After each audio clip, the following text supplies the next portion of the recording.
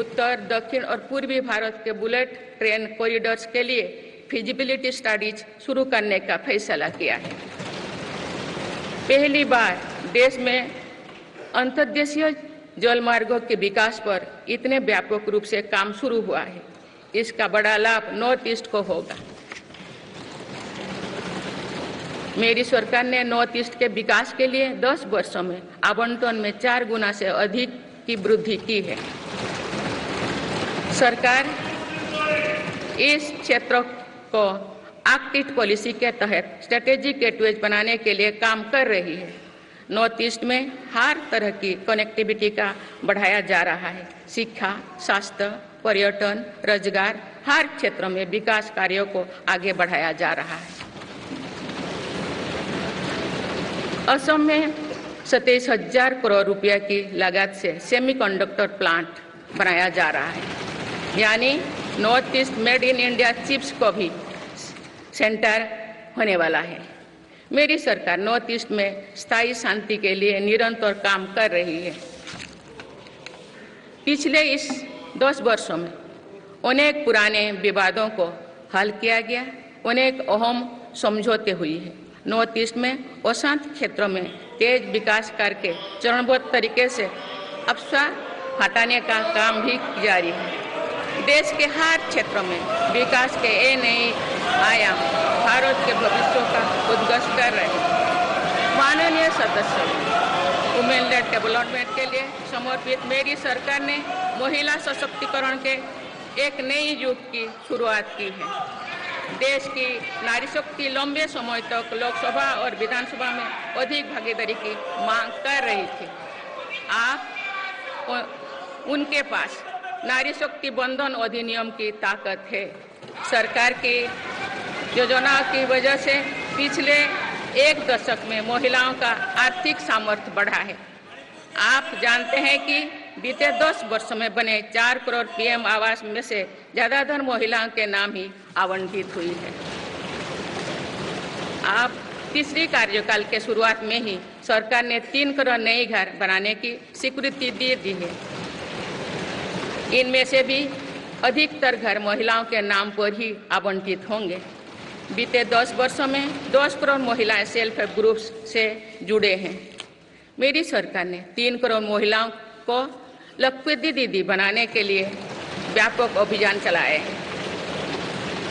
इसके लिए self help groups को आर्थिक मदद भी बढ़ाई जा रही है।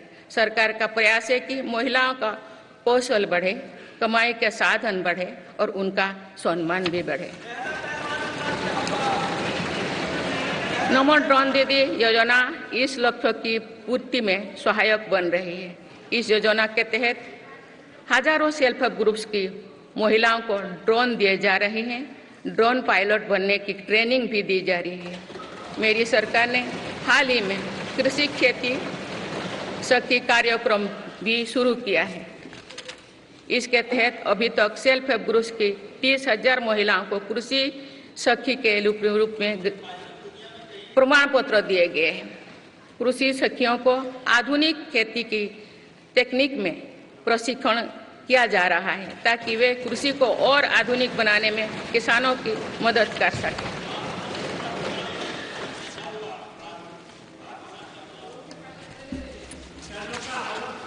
माननीय सदस्यगण, मेरी सरकार का ये भी प्रयास है कि महिलाएं अधिक से अधिक बचत कर सके। बैंक खातों में जमा राशि पर बेटियों को ज्यादा ब्याज देने वाला सुकन्या समृद्धि योजना की लोकप्रियता से हम परिचित हैं। मुफ्त राशन और सस्ते गैस सिलेंडर की योजना से महिलाओं को बहुत लाभ हो रहा है। अब मेरी सरकार बिजली का बिल 0 करने और बिजली बेचकर कमाई करने की योजना भी लाई है। पीएम सूर्यघर मुफ्त बिजली योजना के तहत घर की छत पर सोलर पैनल लगाए जा रहे हैं। इसके लिए मेरी सरकार प्रति परिवार 78,000 रुपया तक की मदद कर रही है। इतने कम समय में 1 करोड़ से ज्यादा परिवार इन योजना में रजिस्टर कर चुके हैं। जिन घरों में सोलर पैनल लग चुके हैं, अब वहां बिजली का बिल 0 हो गया है। माननीय सदस्यगण, विकसित भारत का निर्माण तभी संभव है जब देश के गरीब, युवा, नारी शक्ति और किसान सशक्त होंगे। इसलिए मेरी सरकार की योजनाओं में सर्वोच्च प्राथमिकता इन्हीं 4 स्तंभों को दी जा रही है। हमारी कोशिश इन तो हर सरकारी योजना का लाभ पहुंचाने की है और यही सैचुरेशन को की अप्रोच भी है। जो भारत इस इच्छा शक्ति के साथ काम कर रही है कि सरकारी योजना से एक भी व्यक्ति छूटे नहीं, तो इसका लाभ सभी को होता है। सरकार की योजनाओं एवं सैचुरेशन अप्रोच के कारण ही 10 वर्षों में 25 करोड़ भारतीय गरीबी से बाहर निकले हैं। इसमें अनुसूचित जाति, अनुसूचित जनजाति, पिछले वर्ग, हर समाज, हर क्षेत्र के परिवार है। 10 वर्षों में लास्ट माइल डिलीवरी पर फोकस ने इन वर्गों का जीवन बदल दिया है। विशेषकर आदिवासी समाज में ये बदलाव और भी स्पष्ट नजर आ रहा है। 24,000 करोड़ रुपया से अधिक की पीएम जनमन जैसी योजना आज अति पिछड़े जनजातीय समूह के उत्थान का माध्यम बन रही है। सरकार पीएम सूरज पटल के माध्यम से वंचित वर्गों तक आजीविका के अवसरों को पहुंचाने के लिए सुलभ ऋण भी उपलब्ध करा रही है। मेरी सरकार दिव्यांग भाइयों और बहनों के लिए किफायती और स्वदेशी सहायक उपकरण विकसित कर रही है। देश भर में प्रधानमंत्री दिव्याशा केंद्रों का भी विस्तार किया जा रहा है। वंचितों की सेवा का ये संकल्प ही सच्चा सामाजिक न्याय है। माननीय सदस्यगण, देश की श्रम शक्ति के सम्मान के लिए श्रमिक बंधुओं का कल्याण और सशक्तिकरण मेरी सरकार की प्राथमिकता है।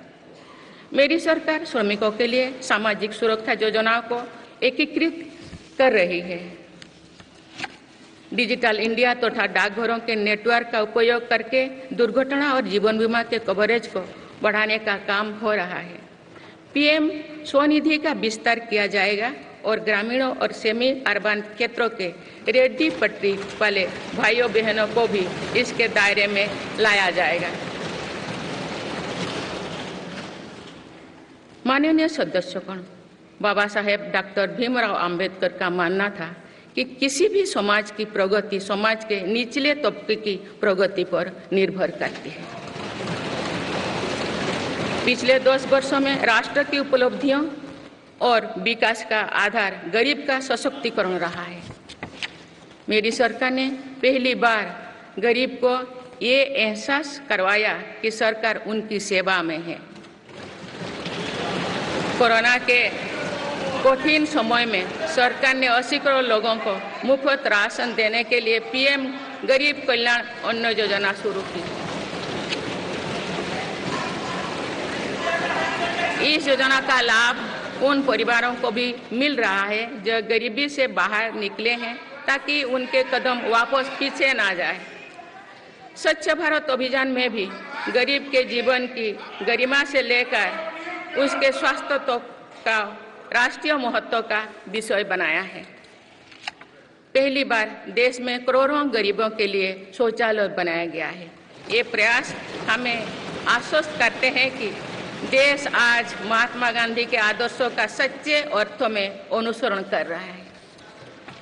मेरी सरकार 55 करोड़ लाभार्थियों को आयुष्मान भारत योजना के तहत मुफ्त स्वास्थ्य सेवाएं भी उपलब्ध करवाए हैं।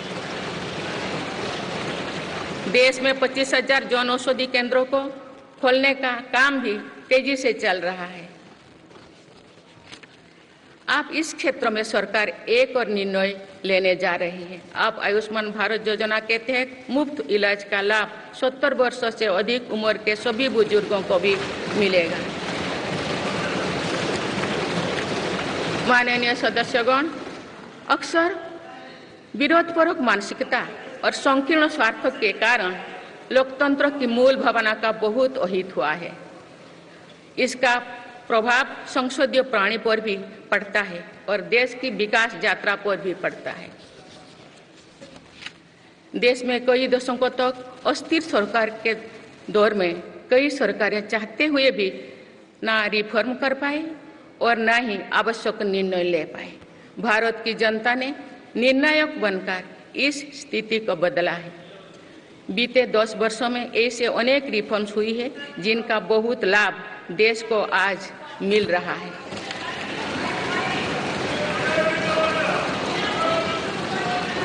जब ये रिफॉर्म्स किए जा रहे थे तो भी इनका विरोध किया गया था। नकारात्मकता फैसले की कोशिश की गई थी, लेकिन ये सारे रिफॉर्म्स समय की कसौटी पर खरे साबित हुए हैं। 2 साल पहले भारत के बैंकिंग सेक्टर को डूबने से बचाने के लिए सरकार ने 18வது மக்களவையின் முதல் கூட்டத்தொடரில் குடியரசுத் தலைவர் திரௌபதி முர்மு பேசி வருகிறார். குடியரசுத் தலைவர் உரையின் போது மணிப்பூர் என எதிர்க்கட்சிகள் முழக்கமிட்டு வருகிறார்கள். தொடர்ந்து பார்க்கலாம்.